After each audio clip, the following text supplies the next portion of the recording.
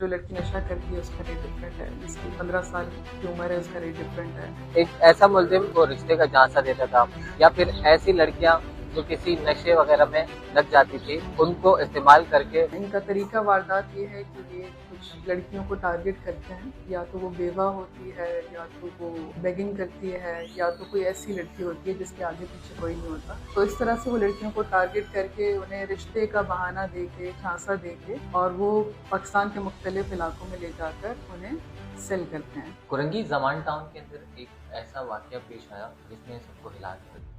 Human trafficking case जो आए दिन होते रहते हैं, जमान टाउन के अंदर एक ऐसा केस हुआ और जिसके बाद पुलिस पर कंप्लेंट पहुंची और पुलिस ने भरपूर कार्रवाई करते हुए इसे 3 से 4 दिन के अंदर मुलजिमों को अरेस्ट किया। ये ह्यूमन ट्रैफिकिंग का केस है जिसमें एक पूरा नेटवर्क शामिल है, ख़वातीन और मर्द दोनों को मिला के। इनका तरीका वारदात ये है कि ये कुछ लड़कियों को टारगेट करते हैं, या तो वो बेवा होती है, या तो वो बेगिंग करती है, या तो कोई ऐसी लड़की होती है जिसके आगे पीछे कोई नहीं होता। तो इस तरह से वो लड़कियों को टारगेट करके उन्हें रिश्ते का बहाना देके, झांसा देके, और वो पाकिस्तान के मुख्तलिफ इलाकों में ले जाकर उन्हें सेल करते हैं। इसमें कितने लोग इन्वॉल्व थे? ये पूरा कोई गैंग है या इसको 2 से 3 अफराद चला रहे थे? ये एक्चुअली गैंग है, और ये मिक्स्ड ऐसे हैं कि सबके अलग अलग कॉन्टैक्ट्स हैं। लाइक गैंग का एक मेंबर है, एक हमारा एक्यूज्ड है महमूद, तो उसका कॉन्टैक्ट है पंजाब में, पंजाब की पार्टी से। दूसरा हमारा मुलजिम है सिद्दीक, तो उसका कॉन्टैक्ट है इंटीरियर सिंध में।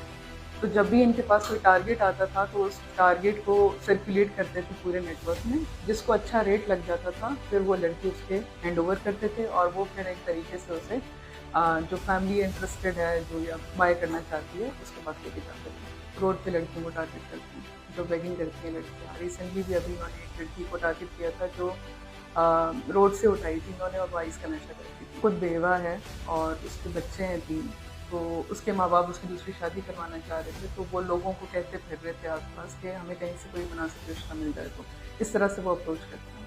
अच्छा, पुलिस के पास सबसे पहले जो कंप्लेन लेकर आया वो कौन आया? मेरा वो आई थी, उन्हें ये सेल करके आए थे पंजाब में, रेंगा खान के इलाके में, 4 लाख में, उन्हें उनकी बच्ची समेत। ठीक है। फिर वो महीना 1.5 महीना वहीं पे थी। उन्हें अंदाज़ा नहीं था उनकी किसी से शादी करवा दी गई थी, जो कि पागल था आदमी।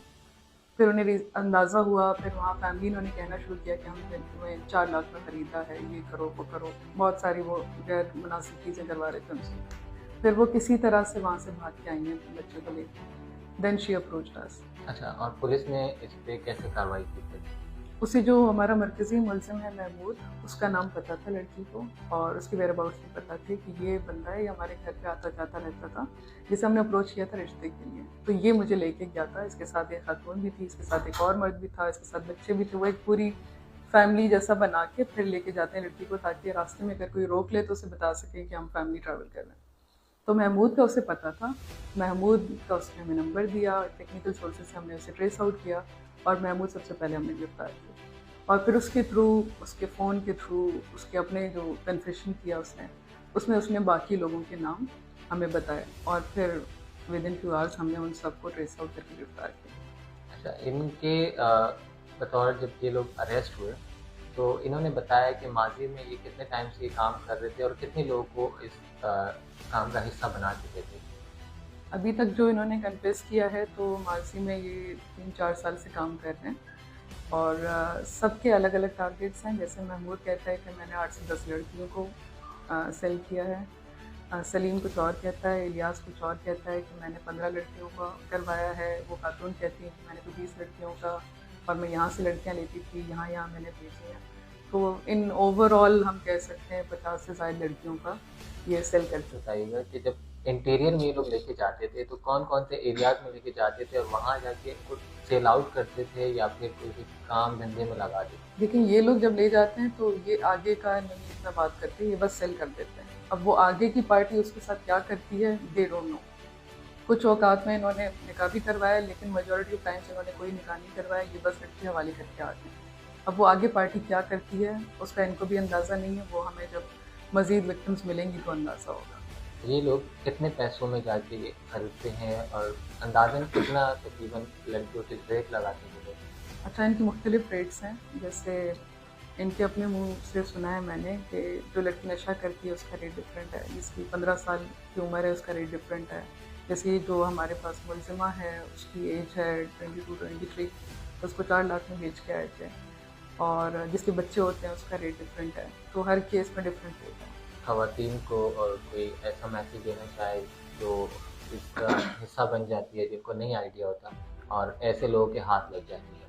मैसेज ये देना चाहूँगी कि रिश्ता करवाने के वो मजबूरी में हम ज़रा इस बात से एहतियात करें कि हम किसके हाथ में अपनी बच्ची को दे रहे हैं। पेरेंट्स बाज़ औक़ात इतने मजबूर होते हैं कि वो हर किसी को कहते फिरते हैं कि हमारी बच्ची का रिश्ता करवा दें, रिश्ता करवा दें। तो आगे वो इतना इंटरोगेट नहीं करते कि वो कैसे लोग हैं या जिसके हवाले हम कर रहे हैं वो कैसे लोग हैं। तो पॉवर्टी ऑफ कोर्स लोग इस बात को समझ नहीं रहे, लेकिन आगे उस बच्ची के साथ रिश्ते के झांसे में क्या क्या हो रहा है। ऑर्गन्स का बिजनेस चल रहा है, प्रोस्टिट्यूशन का बिजनेस चल रहा है, उसको वैसे कहीं और सेल आउट किया जा रहा है, उसको कहीं भी भेजा जा सकता है। तो इस बात से मोहतात रहें कि ऐसा बहुत कुछ हमारी सोसाइटी में हो रहा है जो कि बहुत इविल की तरफ लेके जा रहा है। तो अगर हम किसी को बतौर रिश्ते के लिए भी कह रहे हैं तो उस बात का ख्याल कर लें कि हम वो कोई जिम्मेदार बंदा है, उसका हमें बैकग्राउंड पता है या जहाँ हम रिश्ता करवा रहे हैं वो कैसे लोग हैं।